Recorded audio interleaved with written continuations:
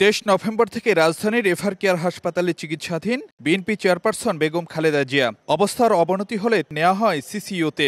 সংকটাপন্ন বিএনপি চেয়ারপারসনের চিকিৎসা তদারকি করছে দেশি বিদেশি বিশেষজ্ঞ চিকিৎসকদের নিয়ে গঠিত মেডিকেল বোর্ড। ইনশাআল্লাহ আমরা এই যাত্রাও আপনাদের ভালোবাসা। বেগম জিয়ার চিকিৎসা সংক্রান্ত সবশেষ খবর জানাতে মঙ্গলবার বেলা 12:30টার দিকে এভার কেয়ার হাসপাতালের সামনে ব্রিফিং করেন বিএনপি চেয়ারপারসনের ব্যক্তিগত চিকিৎসক ও দলের স্থায়ী কমিটির সদস্য ডাক্তার AZM জাহিদ হোসেন।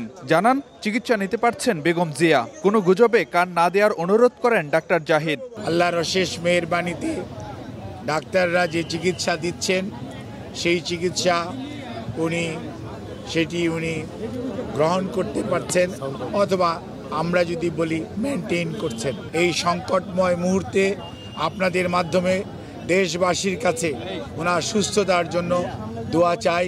কোনো ধরনের গুজব ছড়ানো এবং গুজবে কান না দেওয়ার জন্য বিনীতভাবে পরিবারের পক্ষ থেকে, দলের পক্ষ থেকে আপনাদেরকে আমরা অনুরোধ করছি। উন্নত চিকিৎসার জন্য বেগম জিয়াকে দেশের বাইরে নেয়ার বিষয়টি নির্ভর করছে বিশেষজ্ঞ চিকিৎসকদের পর্যবেক্ষণ ও পরামর্শের উপর, জানান ডাক্তার জাহিদ। ইউকে থেকে ওনাকে দেখার জন্য বিশেষজ্ঞ আসবেন এবং ওনারা দেখবেন।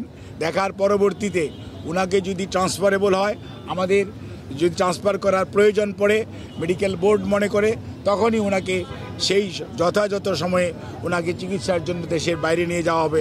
আমাদের সকল প্রস্তুতি আছে, কিন্তু সর্বোচ্চটা মনে রাখতে হবে যে রোগীর বর্তমান অবস্থা এবং সর্বোপরি মেডিকেল বোর্ডের পরামর্শের বাইরে কোনো কিছু করার সুযোগ এই মুহূর্তে আমাদের নেই। বেগম জিয়ার চিকিৎসার খোঁজ নিতে মঙ্গলবার এভার কেয়ার হাসপাতালের সামনে ভিড় করেন দেশের বিভিন্ন জায়গা থেকে আসা নেতাকর্মীরা। বিএনপি চেয়ারপারসনের সুস্থতা কামনায় দোয়া মোনাজাত করেন অনেকে।